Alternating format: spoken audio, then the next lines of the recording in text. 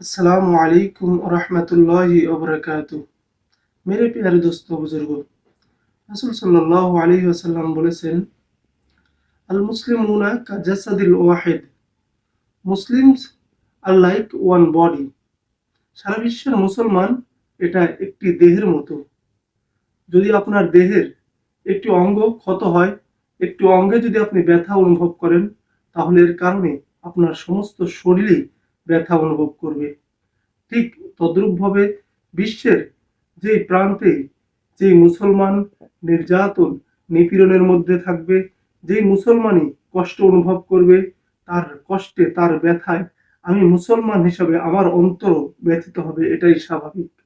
তবে ব্যথিত হওয়া পর্যন্তই সীমাবদ্ধ থাকলে চলবে না, বরং আমাদের কোনো অঙ্গ যদি ক্ষত হয়, তাহলে আমরা এর ট্রিটমেন্ট নেওয়ার জন্য, এটা সুস্থতা করার জন্য আমরা ডাক্তারের কাছে যাই, আমরা অনেক পরিশ্রম করি।